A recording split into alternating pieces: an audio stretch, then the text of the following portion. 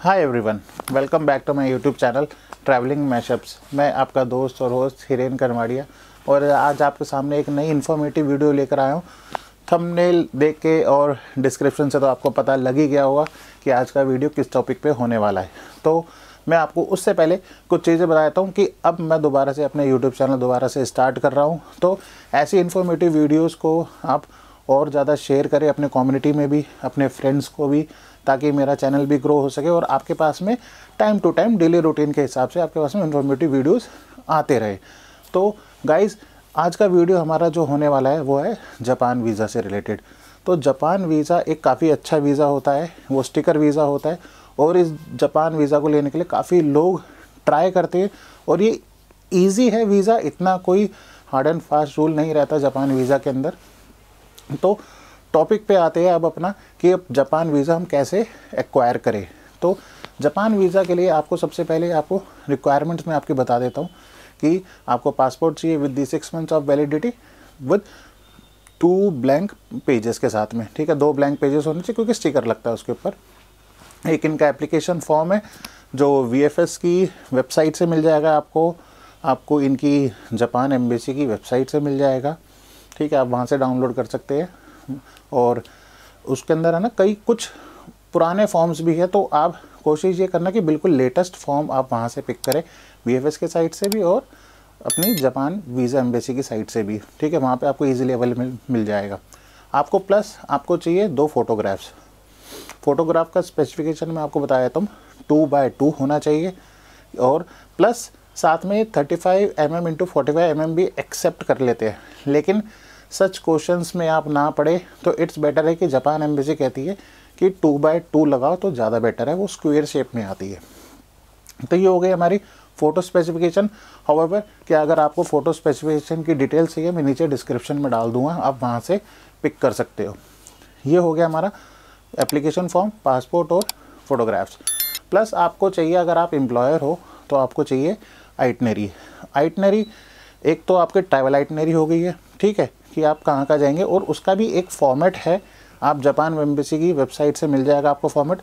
अगर आप उसी फॉर्मेट में लगाएंगे तो ज़्यादा बेटर होगा, ताकि आपसे और भी क्वेश्चनिंग ना हो। और समटाइम्स क्या होता है कि जापान एम्बेसी आपको फ़ोन पे भी पूछ लेती है कि आप कहाँ जाएंगे, कहाँ ट्रैवल करेंगे, आप अदर फॉर्मेट में लगाते हो तो उससे बचने के लिए तो आप इनकी एक फॉर्मेट है, सिंपल सा है कि आपको कैसे कहाँ ट्रैवल करना। और उनको ज़्यादा डिटेल्ड नहीं चाहिए कि आज ही मेरा दिन ये होटल में रहेगा, आज मैं ये घूमूंगा, दैट्स इट।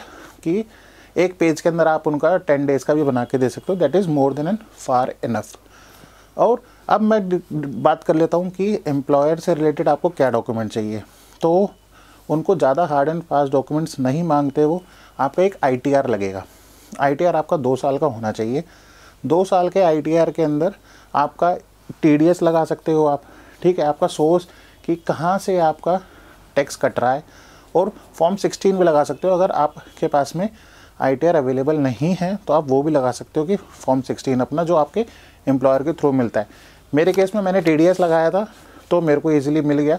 और मोस्ट ऑफ द टाइम वो मांगते ही TDS सर्टिफिकेट है अपना और ITR के साथ। मैंने दोनों लगा के उनको स्टेपल करके दे दिया, तो दोनों एक्सेप्टेड थे। तो आप भी वो कर सकते हो ताकि आपसे और क्रॉस क्वेश्चनिंग वगैरह कुछ ना हो, क्योंकि समटाइम्स क्या करता है जापान की फ़ाइल वापस भेज देता है अपने VFS में और उनसे बोलता है कि ये डॉक्यूमेंट आप जमा करो। तो अगर आप पहले ही आप सारे डॉक्यूमेंट लगा दोगे तो आपके पास में कोई क्रॉस क्वेश्चनिंग नहीं होगी। और जो मेरा एक्सपीरियंस रहा है कि आप पहले ही लगा दो अपने सारे, ताकि एक डाउट भी ना क्रिएट हो काउंसलर के मन में। तो वही एक चीज़ है, अगर आप पहले फाइलिंग कर दोगे पूरी तो it will be 101% approved visa. ITR हो गया, प्लस हमारा चाहिए बैंक स्टेटमेंट। बैंक स्टेटमेंट में आपके पास में इनफ एक अमाउंट होना चाहिए जो आप अपनी पूरी ट्रिप को जस्टिफाई कर सको। सपोज़ कि आप 10 डेज़ के लिए जा रहे हो तो एक 10 डेज़ का जस्टिफाइबल अमाउंट होना चाहिए कि आप वहाँ कहाँ रहोगे, क्योंकि जापान काफ़ी कॉस्टली है। वहाँ पे खाना कॉस्टली है, वहाँ पे ट्रांसपोर्ट कॉस्टली है। मैं जापान होकर आया, मैंने ये वीज़ा ऑब्टेन किया था नवंबर में। मैं अभी नवंबर में घूम कर आया 10 डेज़ के लिए। तो then I came to know कि how the costly is the Japan, how expensive is the Japan. वहाँ पे होटल आपको 10,000 से नीचे का नहीं मिलेगा। ठीक है, आप भूल जाइए टोक्यो के अंदर। अगर आपको डॉर्मेटरी मिलेगी तो वो भी 4 से 5 हज़ार रुपये की डॉर्मेटरी मिलेगी पर डे। तो उस चीज़ का आप ज़रूर ध्यान रखना कि आपके जो बैंक के अंदर जो पैसा होना चाहिए वो एक जस्टिफाइबल होना चाहिए आपकी पूरी ट्रिप को लेके। वो उसी माइंडसेट से जो काउंसलर होता है ना, वो आपकी पूरी बैंक स्टेटमेंट देखेगा कि अगर ये घूमने गए वहाँ पे, ठीक है, तो इनके पास में जस्टिफाइबल अमाउंट है नहीं है अपनी पूरी ट्रिप को सर्वाइव करने का। अगर उनको कहीं भी ऐसा लगता है कि आपने 10 डेज़ का वीज़ा मांगा, इटनरी आपने 10 डेज़ की दिखाई है, ठीक है, तो लेकिन इसके पास में सफिशिएंट फंड तो है नहीं कि ये तो फ़्लाइट का बुकिंग हो गया है 1 लाख रुपए का, ठीक है, सपोज़ आपने 3 महीने पहले कराया तो 50-60 हज़ार रुपये का हो गया है, इंस्टेंट कराया तो लाख रुपये का हो गया है, कि लाख रुपये इसकी फ़्लाइट में गया। 10 डेज़ का होटल एज ऑन एवरेज 7,000 रुपये मान के देख लो, ठीक है, तो 7,000 रुपये के हिसाब से 10 दिन का होटल, तो वो भी एक काफ़ी एक्सपेंसिव चीज़ हो गई आपके लिए, क्योंकि डॉर्मेटरी खुद 4 से 5 हज़ार रुपये के आसपास मिलेगी। और फूड को चलो हम एक लोअर साइड ले सकते हैं, फूड एक मैनेजेबल थिंग है, but the transport is to costly. वहाँ मेट्रो भी कॉस्टली है, वहाँ बुलेट भी कॉस्टली है। बुलेट का पास ही वहाँ पे अप्रॉक्सीमेटली कि अगर आप 7 डे का पास लेते हो वो भी कॉस्ट करता है 25,000 रुपीज़ INR की बता रहा हूँ मैं, 7 डेज़ का, कि 7 दिन के अंदर आपको सिर्फ 25,000 रुपये का पास मिलेगा, लेकिन वो अनलिमिटेड राइड रहेगा, उसके अंदर आप जितनी मर्जी बाहर घूम सकते हो। कि और काफ़ी अच्छी है, मैं ट्रैवल करा बुलेट के अंदर तो काफ़ी एक्सेसिबल है बुलेट की, वहाँ से आप 2-2 घंटे में आप स्टेट चेंज कर सकते हो ईजिली। तो बट स्टेटमेंट में आप अपने उस हिसाब से पैसा रखिए अगर आप वीज़ा लेने जा रहे हो, ठीक है। अगर आप फैमिली के साथ में जा रहे हो तो अच्छा खासा एक अमाउंट होना चाहिए। जैसे मैं फैमिली के साथ में गया था तो मैंने रखे थे एक अच्छा खासा एक 4 से 5 लाख रुपया अपने पास में एक स्टेटमेंट में दिखाया था, विद अपने फिक्स डिपॉजिट्स दिखाए थे। तो टोटल अप्रॉक्सीमेटली 10 से 12 लाख रुपए का मैंने उनको बताया था कि ये मेरे पास में 10 से 12 लाख रुपए के है अमाउंट जो मैं वहाँ पे खर्च कर सकता हूँ, और वापस इंडिया आके भी ये मेरे सर्वाइवल के लिए इनफ है कि मैं अपना सर्वाइवल के लिए भी तो अपने को कुछ पैसे दिखाने हैं, तो वही चीज़ आपको अपनी स्टेटमेंट में दिखानी है। तो इतना डिटेल्ड में मैंने आपको बता दिया है कि आपको स्टेटमेंट कैसे बनानी है। अगर वो आपके स्टेटमेंट से बिल्कुल एग्रीड होते हैं तो आपको वीज़ा 101% मिलेगा, ठीक है। और इसके अंदर रिजेक्शन के जितने भी मैंने जो चांसेस देखे हैं तो वो मोस्टली ऐसे ही होते हैं कि स्टेटमेंट या तो 3 महीने की है, इंस्टेंट फ़ंड डाला है उनके अंदर, ठीक है, और सपोज़ कि फ़ंड भी पूरा नहीं है। अब जैसे जापान ट्रिप के अंदर कई लोगों का मैंने देखा है केसेस कि 2.5 लाख रुपया डाल दिया, लेकिन वो फ़ंड पूरे जस्टिफाइबल नहीं है। उसके लिए उनको और फंड को इंक्रीज़ करना होगा, और ये भी नहीं कि इंस्टेंट फ़ंड डाल दिया, वो एंटरटेन ही नहीं करते इंस्टेंट फ़ंड। तो इसलिए आपके पास में 6 महीने पुराना फ़ंड होना चाहिए, इसलिए वो 6 महीने के स्टेटमेंट मांगते हैं, ताकि आपकी बैक हिस्ट्री कैसी चली आ रही है आप मैनेज और कोप कर पाओगे बाकी अदर थिंग्स के साथ में अपना पूरा जर्नी और ये ट्रिप। तो ये हो गए स्टेटमेंट की। तो यही मेजर डॉक्यूमेंट्स है जो आपको जापान के वीज़ा लेने में चाहिए।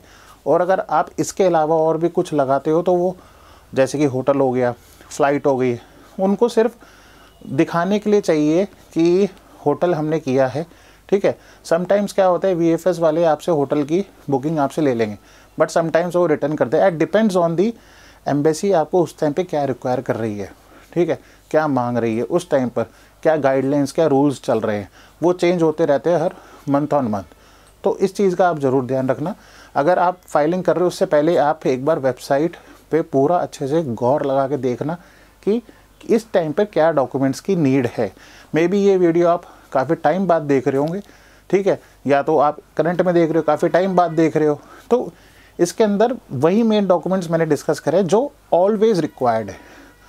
प्लस एंड माइनस वो एक बार आप वेबसाइट पे गो थ्रू कर लें, नीचे डिस्क्रिप्शन में मैं डाल दूंगा, वहाँ से आप वेबसाइट पे जाके देख सकते हो। अप्लाई करने के लिए सबसे पहले आपको VFS का अपॉइंटमेंट लेना पड़ेगा। जैसे कि आप आज की डेट है, आज कितनी है, 21 जनवरी है आज, तो आज की डेट में आप VFS का अपॉइंटमेंट लोगे 3 से 4 दिन बाद का मिल जाएगा। ईजी है, विदाउट एनी पे आपको VFS अपॉइंटमेंट मिल जाएगा ईजिली। काफ़ी लोग बोलते हैं, चार्जेस करते हैं कि जापान का वीज़ा की अपॉइंटमेंट मिल जाएगी तो हम आपको दिला देंगे। ऐसे कोई चक्करों में मत पड़ना, फ्री ऑफ कॉस्ट इसके अपॉइंटमेंट मिल जाता है ईजिली, टूरिज़्म का, not a problem in this. और आप उस डेट पे जाइए और अपने पासपोर्ट सबमिट करा कर आइए। और अब बात कर लेते हैं फ़ीस की, वीज़ा फ़ीस की। वीज़ा फ़ीस अपना है 500 रुपये जो एम्बेसी जो मांगती है, और जो VFS के जो चार्जेस हैं वो 700 750 विद टैक्सेस वगैरह है। तो टोटल ये जो पैकेज बनता है, ये पैकेज अराउंड 1200-1300 रुपये का विद GST एंड टैक्सेस बनता है। तो बंडल है ये पूरा 1300 रुपये का। It's minimum cost for the visa. Sticker visa मिल रहा है। Japan is very good country. मैं घूम कर आया, मैं आप सबको ये बोलूँगा कि आप एक बार जापान ज़रूर होकर आइए। आपकी लाइफ में भी चेंज आएगा और हर चीज़ में चेंज आएगा। और साथ में एक चीज़ और बता देता हूँ कि आप अगर जापान का वीज़ा अप्लाई कर रहे हो तो इसके साथ में एक्सेसिबल और भी कुछ कंट्रीज़ है जिनके वीज़ा आप इजीली गैदर कर सकते हो।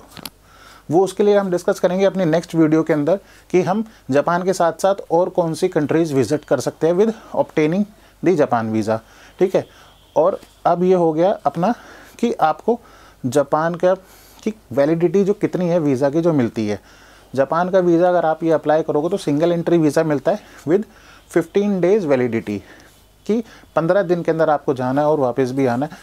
एक ट्रैवलर के लिए 15 डेज़ मोर देन इनफ होते हैं। अगर कोई व्लॉगिंग भी कर रहा है, अगर कोई कहते हैं कि महीना भर, लेकिन एक्सटेंड नहीं होता है। एक्सटेंड करने के लिए आपको दोबारा से वीज़ा लेना पड़ेगा, लेकिन उसके लिए इंडियन आना पड़ेगा। ठीक है। तो रही ये बात।